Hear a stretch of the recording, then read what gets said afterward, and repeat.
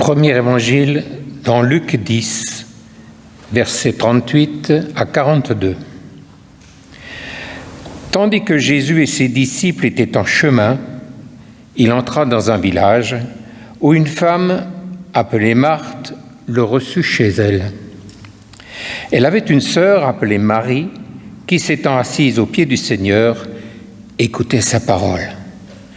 Marthe était très affairée à tout préparer pour le repas. Elle survint et dit : « Seigneur, cela ne te fait-il rien que ma sœur me laisse seule pour faire le service ? Dis-lui donc de m'aider. » Le Seigneur lui répondit : « Marthe, Marthe, tu t'inquiètes et tu t'agites pour beaucoup de choses, mais une seule est nécessaire. Marie a choisi la meilleure part qui ne lui sera pas enlevée. »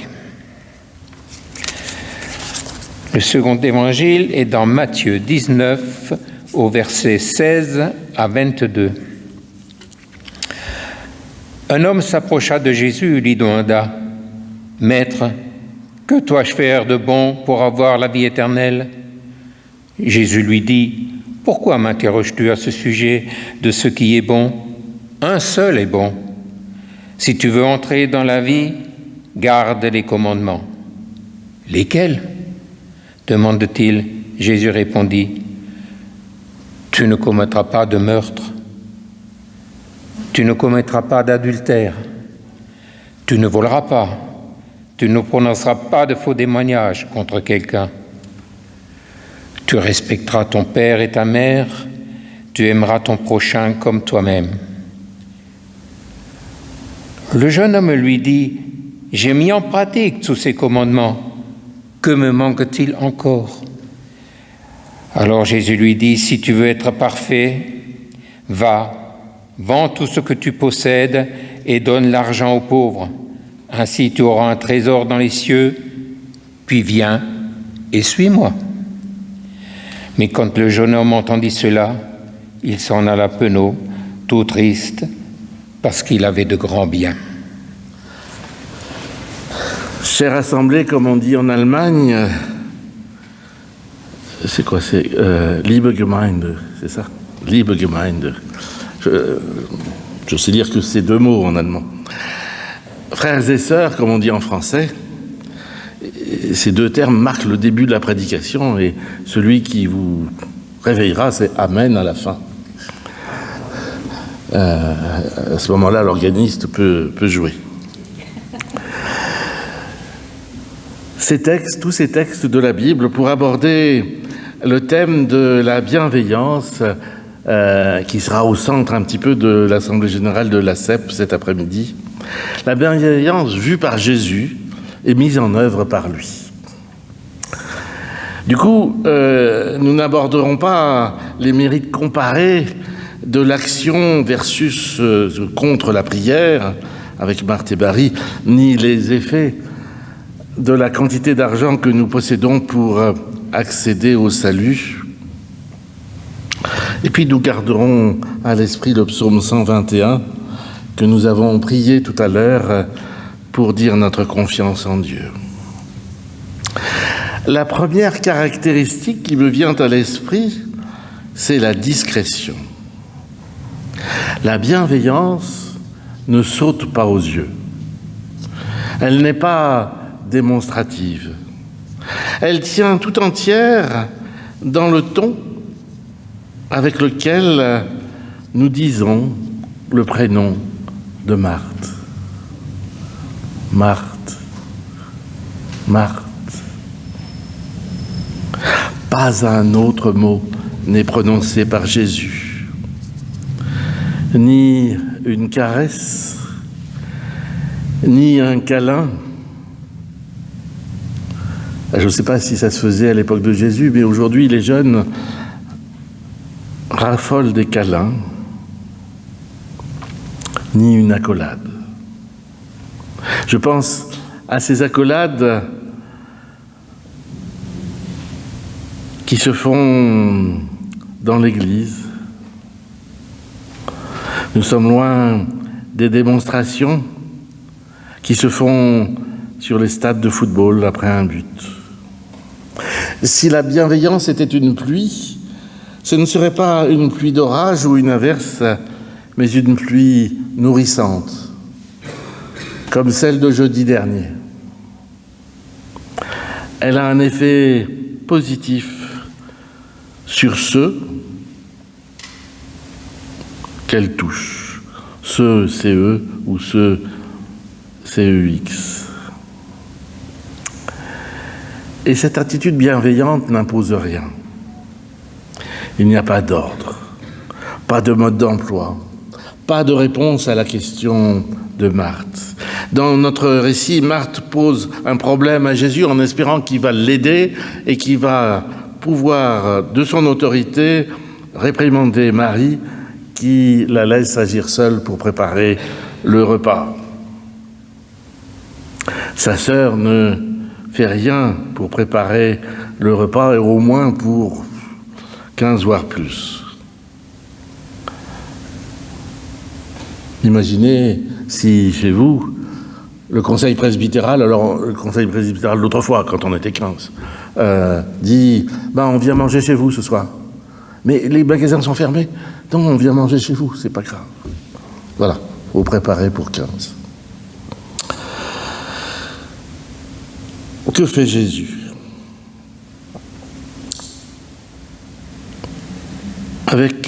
Depuis que nous connaissons le film Rabbi Jacob, nous avons cette habitude, c'est que les Juifs, et Jésus est juif, ne donnent pas de réponse aux questions.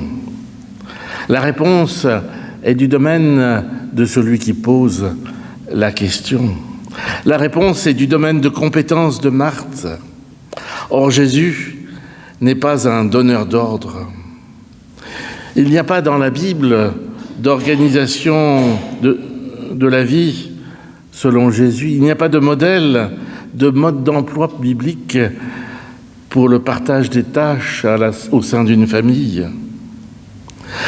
La Bible ne contient pas de réponse à mes questions, même si, paradoxalement, je vais trouver une réponse à ma recherche dans la Bible.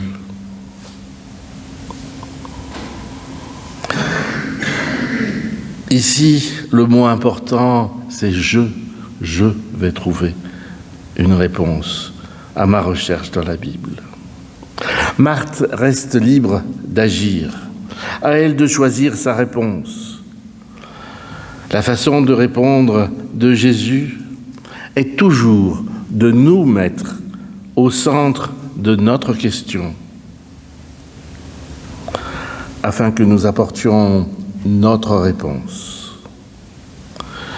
Comme de la pluie nourrissante, Jésus va lui donner du carburant, de l'amour, de la reconnaissance inconditionnelle, discrète. 2 mots, Marthe, Marthe. Car Marthe est précieuse à ses yeux. Il tient à elle, mais il ne la possède pas. Il n'attend pas d'elle la bonne réponse. Elle est libre par Jésus. Et souvenez-vous de vos lectures de la Bible, il n'y a jamais de fusion entre les disciples et Jésus. Il y a toujours une distance. Et pourtant, l'appel des disciples, c'est derrière. Derrière moi. Il n'y a même pas de verbe. En grec, c'est opisomou. Derrière moi. Vous vous rendez compte, quelqu'un qui vous appelle comme ça? Je voudrais... ce serait bien si tu pouvais me suivre, tu serais mon disciple. Non. Derrière moi. La deuxième chose qui saute aux yeux est que la bienveillance vient se nicher au cœur d'une relation. Tout le monde a compris qu'il y a une vraie relation entre Jésus et Marthe. Et voyons le deuxième texte où un homme que nous découvrirons jeune à la fin du récit vient voir Jésus. Voyons ce que cette histoire, ce récit peut nous dire. Il s'approche de Jésus comme nous voulons nous approcher de Dieu, comme nous sommes venus au culte pour le trouver. À la façon dont il est habillé, Jésus devine que l'homme est plutôt instruit, plutôt riche. Ce n'est pas de la psychologie, c'est ce que nous faisons à longueur de journée. Nous évaluons nos interlocuteurs, peut-être pour notre sécurité, peut-être pour mieux entrer en communication avec eux ou en communion avec eux. Et Jésus est disponible pour cela.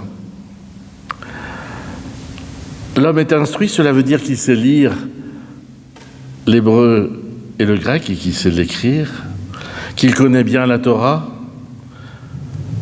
car c'est le livre où les jeunes apprennent l'hébreu. L'école s'appelle Talmud Torah. Il est habitué à discuter de l'enseignement de Dieu dans la Bible juive, c'est-à-dire notre Premier Testament. Notamment, il est habitué à discuter tous les cas de chevauchement qu'il peut y avoir entre deux commandements. Par exemple, le travail est interdit le jour du Shabbat et le médecin a-t-il le droit ou pas de donner des soins à un malade ? L'homme est jeune et Jésus, et c'est là qu'il est vraiment en relation avec lui, un peu comme il est en relation avec Marthe, voit qu'il ne va pas polémiquer. Ses intentions sont pures, il cherche une réponse, et là, extraordinaire, il interroge « Maître, que dois-je faire de bon pour avoir la vie éternelle ?» Et Jésus lui répond « Respecte les commandements. » Quels commandements ? À nouveau, Jésus lui répond. En posant cette question, l'homme est dans son monde. Il raisonne un peu tout seul. Il demande conseil, mais il ne doute pas de lui. Permettez-moi une image, il est comme un joueur de poker qui demanderait à changer une carte ou deux de plus. Malheureusement, la carte que lui apporte Jésus ne lui donne pas le carré d'as qu'il espérait. Il lui manque encore quelque chose pour avoir la vie éternelle. Et Jésus est pleinement avec lui. Il voit clair en lui. L'homme est attaché à sa richesse. Et pour moi qui ai travaillé pendant 20 ans dans le recrutement, je dirais « Waouh, quel sens clinique, quelle perspicacité ce Jésus !» Il a deviné cela. Une telle clairvoyance nécessite une relation profonde, une relation où l'on est avec l'autre, où l'on est un peu dans sa peau, où on raisonne avec lui. À ce moment-là, Jésus partage, comprend les attachements de l'homme. Il voit à quel point l'argent fait partie de sa vie et il veut le libérer.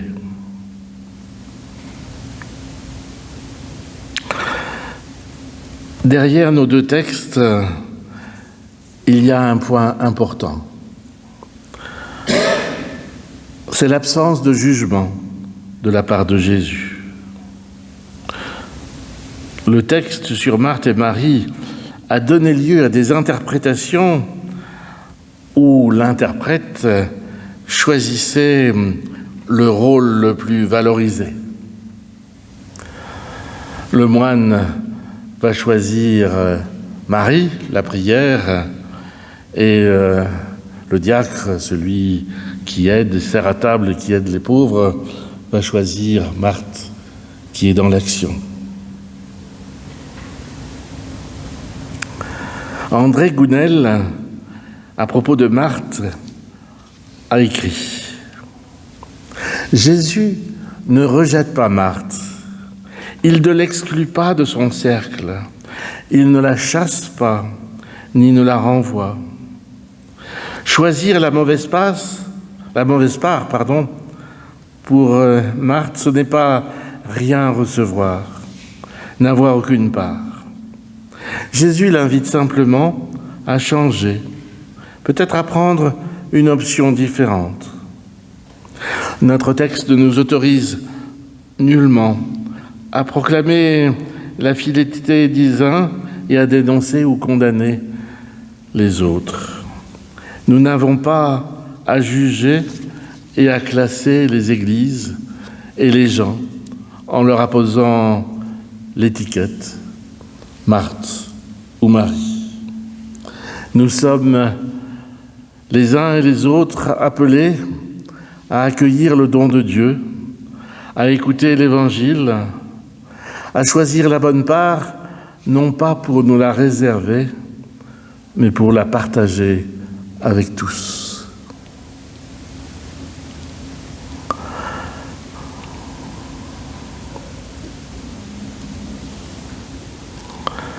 Imaginons, fin de citation, imaginons un Jésus qui tranche pour Marthe, et pourquoi pas pour notre épouse au foyer. Là, je ne regarde pas. Qu'est-ce que j'ai écrit ? Oui, ou pour les femmes dans l'église. Voilà, vous êtes toutes concernées. Jésus remet en cause la position de Marthe, mais il ne la juge pas. Il répond même à son désir de salut en l'appelant à sa... Dans le récit du jeune homme riche, Jésus l'appelle tel qu'il est. Il répond même à son désir de salut en l'appelant à sa suite, de la même façon qu'il l'a fait pour les 12. Jésus ne juge pas. Souvenez-vous du repas de la scène, le dernier repas. Il sait que l'un des 12 va le trahir et pourtant, les 12 partageront le repas. Il n'exclut pas Judas. Du coup, cela interroge l'Église universelle, c'est-à-dire l'ensemble des églises chrétiennes, sur la place de la femme dans les célébrations, sur les autorisations à participer ou pas au sacrement du repas. Combien de jugements humains sont justifiés par la force de la raison et le poids des traditions. Alors, restons vigilants. Et pour conclure, pour dire la bienveillance de Dieu et sa fidélité,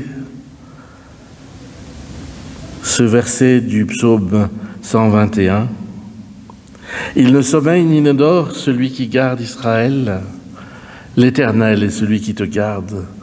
L'Éternel est ton ombre à ta main droite. L'Éternel gardera ton départ et ton arrivée, dès maintenant et à toujours. » Amen.